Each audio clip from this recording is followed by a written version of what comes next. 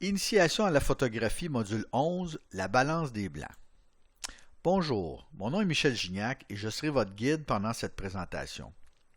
Vous pouvez vous abonner à ma page Facebook en tapant amateur.photographie. Vous serez ainsi alerté au moment où je produirai des nouveaux modules d'apprentissage de la photographie. La balance des blancs. Alors aujourd'hui, nous allons regarder ensemble ce qu'est la balance des blancs. En photographie, il existe un terme qu'on appelle la balance des blancs ou le white balance. Qu'est-ce qu'il en est au juste? Il faut d'abord parler de la température de couleur de la lumière.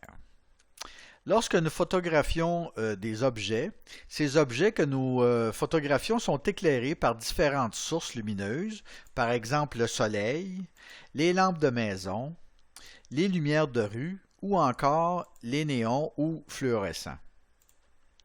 Toutes ces sources lumineuses ont une température de lumière qui viendra teinter l'image que nous prenons. Alors, il faut d'abord regarder le spectre de lumière. Quelles sont ces températures de couleur de la lumière? Alors, le spectre de la lumière s'étend de l'infrarouge, ici à l'extrême gauche, jusqu'à l'ultraviolet, ici à l'extrême droite. Donc, la lumière passe par différents types de teintes, que ce soit du rouge à l'orange, au jaune, au blanc, et à différentes teintes de bleu jusqu'au violet et à l'ultraviolet. Alors, la lumière se mesure en degrés Kelvin. Alors, on voit ici en dessous qu'on a des températures qui vont de 800 degrés Kelvin jusqu'à 20 000 degrés Kelvin. Alors, jetons un aperçu sur différentes sources de lumière ainsi que leur température de couleur qu'elles produisent. Alors, par exemple, quand on parle d'ambre ici, on est aux alentours de 800 degrés Kelvin.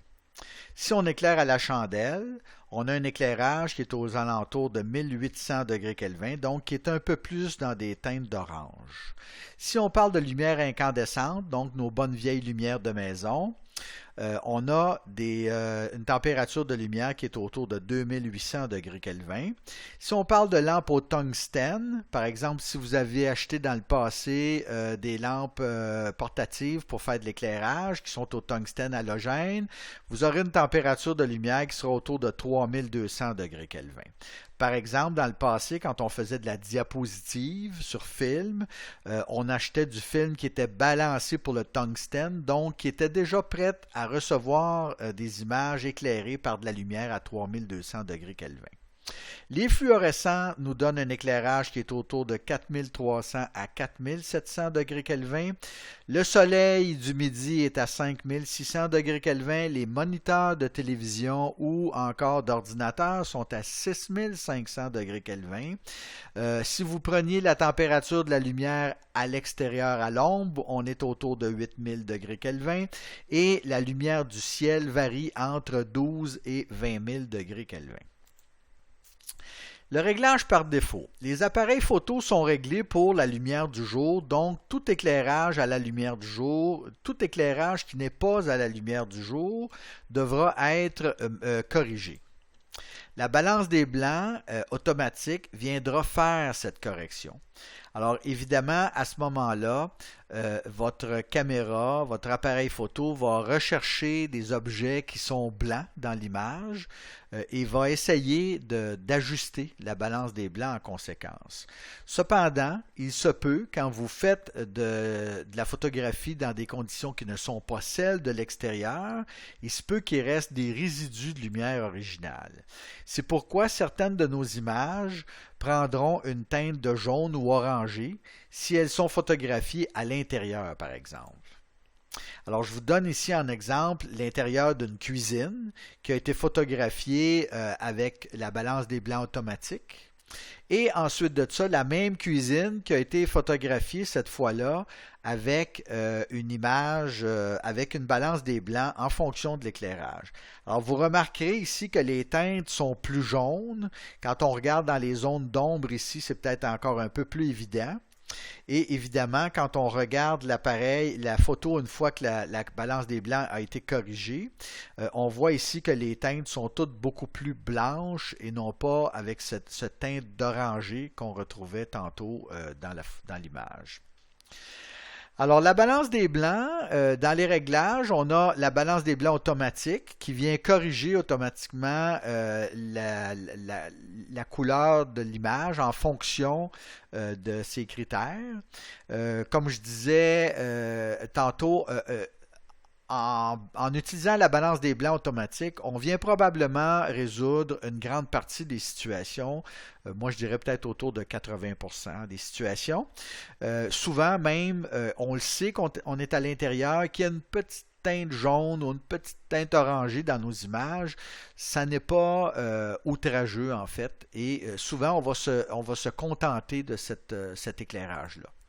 Maintenant, si on veut être plus perfectionniste, on peut utiliser les différentes balances des blancs qui sont déjà pré-programmées dans l'appareil.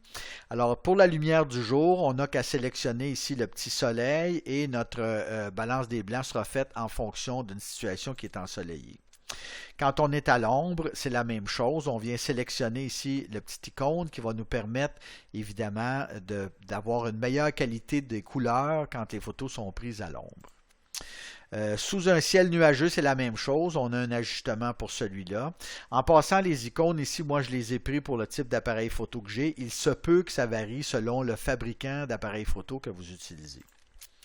Les lumières incandescentes, c'est la même chose. On peut venir faire une petite sélection ici. Alors, si vos lumières de maison sont déjà toutes semblables, vous pouvez venir sélectionner ce type d'éclairage pour équilibrer vos couleurs. Maintenant, il y en a d'autres types ici. On a plusieurs types de lampes fluorescentes ou de néons. Il y a les fluorescents blanc chaud, les fluorescents blanc froid, les blancs neutres et également les fluorescents lumière du jour. Évidemment, pour savoir quel type de fluorescent on utilise, c'est bien de regarder sur l'emballage du fluorescent quand on l'installe. Pour ce qui est des flashs, on peut aussi vouloir utiliser une balance des blancs spécifiquement pour le flash. Surtout quand on fait beaucoup de photographies au flash, par exemple dans un studio, on peut utiliser ce réglage-là. Sous l'eau, pour ceux qui veulent faire de la photographie sous-marine, évidemment en mettant l'appareil dans un caisson, sinon vous n'aurez pas de photo. Donc, vous pouvez sélectionner cette balance des blancs qui va venir enlever une partie du vert qui est toujours trop prédominant dans les photos qu'on fait sous l'eau. Il y a aussi des filtres ajustables, donc le réglage, ça règle les tonalités de couleurs selon les sources d'éclairage. Ça permet d'obtenir l'effet de filtre de compensation de couleurs pour la photographie.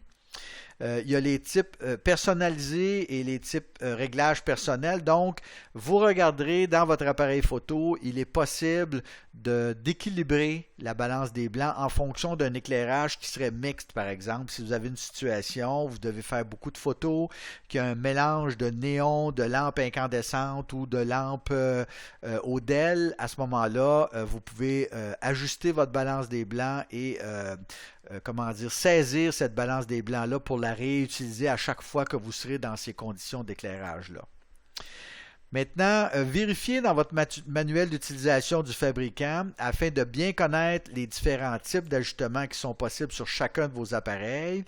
De plus en plus, on utilise également des lampes au DEL. Alors, lorsque vous installez, vérifiez sur l'emballage la température de la lumière qui est habituellement indiquée. Ici, j'ai fait une copie du côté d'une boîte d'une lampe au DEL et vous pouvez voir ici qu'il est nettement, clairement indiqué que le blanc de cette lampe-là est à 3000 degrés Kelvin. Alors, si vous vous référez à l'échelle des degrés Kelvin qu'on a vu au début, vous voyez qu'ils utilisent une partie de l'échelle, donc de 2700 à 5000. Et quand vous achetez vos lampes pour la maison, vous pouvez aussi regarder sur les emballages. C'est peut-être pas une mauvaise idée dans une même pièce d'utiliser des lampes qui ont la même température de couleur.